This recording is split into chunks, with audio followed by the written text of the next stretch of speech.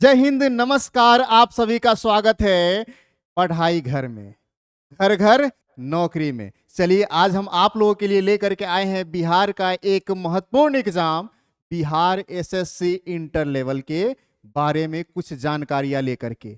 और इसके लिए हम लेकर के आए हैं साथ ही साथ एक प्रैक्टिस बैच, कंप्लीट प्रैक्टिस।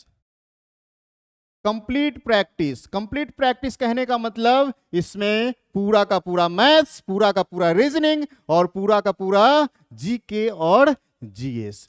और साथ ही इसमें जो प्रैक्टिस हम करवाएंगे, वो जो क्वेश्चन होंगे ये पूरा का पूरा एग्जाम ओरिएंटेड होंगे, पूरा का पूरा एग्जाम ओरिएंटेड। इधर उधर की कोई बात नहीं होगी उसमें, सिर्फ और सिर्फ एग्जाम ओरिएंटेड क्वेश्चन आपको कराई जाएंगी, जिसमें आपको चैप्टर वाइज, सबसे पहले चैप्टर वाइज कराया जाएगा, फिर मिक्स क्वेश्चन कराया जाएगा। और कैसे कराया जाएगा आप थोड़ा सा समझ लीजिए। चैप्टर वाइज कहने का मतलब मैथ्स का जितना सारा चैप्टर है वो सारे चैप्टर के क्वेश्चन कराए जाएंगे, फिर जितने सारे क्वेश्चन मैथ्स के हैं उन सारे का मिसलेनियस कराए जाएंगे।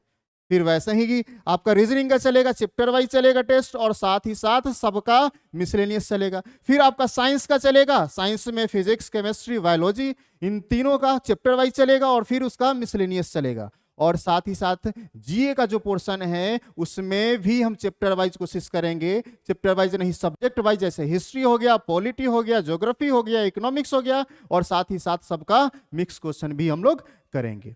तो ये जो बैच है बहुत ही महत्वपूर्ण है आप लोगों के लिए और बहुत ही फायदेमंद साबित होगा।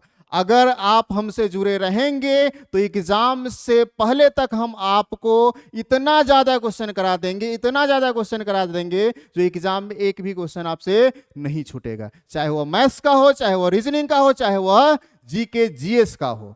और उससे पहले थोड़ा सा ये जो फॉर्म आया है ना, इसके बारे में हम लोग समझ लेते हैं। बहुत सारे लोग फॉर्म भर दिए होंगे, बहुत सारे लोग फॉर्म नहीं भरे हैं। जो लोग फॉर्म नहीं भरे हैं तो वो लोग जा करके फॉर्म आप भर दें, ठीक है। तो इससे पहले हम थोड़ा सा समझते हैं फॉर्म भरने के लिए करना क्या क्या है। जो लोग फॉर्म भर दिए हैं, जो लोग जानकारी ले चुके हैं वो बहुत अच्छा है, जो लोग जानकारी नहीं लिए हैं वो थोड़ा सा जानकारी ले लें और जा करके फॉर्म भर लें।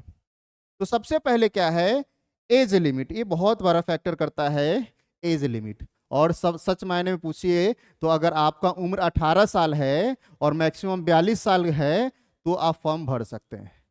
मतलब अगर 18 साल उम्र हो गया है, जो भी यहाँ बोला गया है उस वहां तक 18 साल उम्र हो गया है तो आप जाके फॉर्म भर दें, चाहे किसी भी कैटेगरी से आ रहे हैं।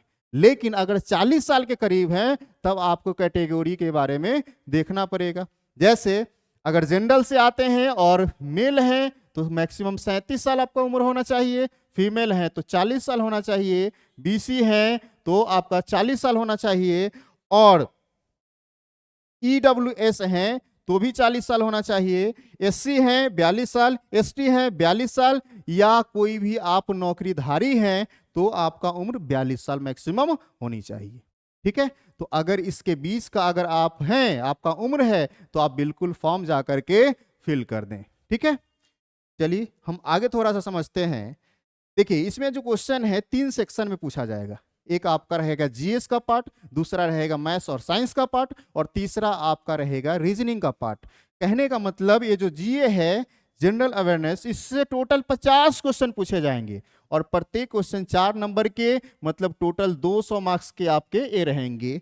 फिर आपके हैं मैथ्स और साइंस, इससे 50 क्वेश्चन, मतलब 50 क्वेश्चन में मैथ्स रहेगा और साइंस रहेगा 25-25 क्वेश्चन, ये भी आपके टोटल 200 नंबर के रहेंगे। और फिर है रीजनिंग, रीजनिंग 50 क्वेश्चन, मतलब सबसे इंपॉर्टेंट यहाँ पे रीजनिंग है जो 200 नंबर के है, ठीक है। कहने का मतलब अगर ये तीनों सेक्शन को जोड़ दें तो टोटल क्वेश्चन की संख्या 150 होता है, और 150 क्वेश्चन आपसे पूछे जाएंगे प्री के एग्जाम में। टोटल मार्क्स कितने होंगे, तो मार्क्स टोटल आपके 600 के होंगे, क्योंकि प्रत्येक क्वेश्चन 4 नंबर के। एक और बात, इसमें निगेटिव मार्किंग है, निगेटिव मार्किंग है 1/4। 1/4 मतलब अगर एक क्वेश्चन 4 नंबर का है लेकिन एक क्वेश्चन आप गलती कर दी हैं तो 1 नंबर आपका कट जाएगा, ठीक है। अब थोड़ा सा आगे बढ़ते हैं। आगे सिलेबस है, सिलेबस को थोड़ा सा हम लोग समझ लेते हैं, सिलेबस में क्या क्या है।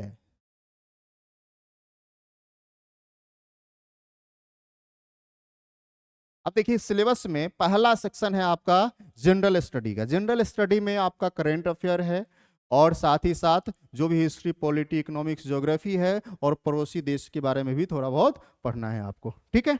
उसके बाद आपका साइंस का पोर्शन है, क्या है, तो साइंस का पोर्शन है जिसमें आपका फिजिक्स है, केमिस्ट्री है, बायोलॉजी है और ज्योग्राफी। देखो साइंस में चारों को रख दिया गया, फिजिक्स, केमिस्ट्री, बायोलॉजी और ज्योग्राफी को रखा गया है। और साइंस के बाद है आपका फिर मैथ्स का सेक्शन है। साइंस के बाद आपका मैथ्स है। मैथ्स में बेसिक मैथ्स है। देखिए बेसिक मैथ्स है। बेसिक मैथ मतलब number system, whole number, decimal and fraction, और उसके बाद है रिलेशन बिटवीन नंबर्स और बेसिक मैथमेटिकल ऑपरेशन। मतलब ये आपका बेसिक मैथ्स है, ये आपका बेसिक मैथ्स है यहां से यहां तक। अरे यार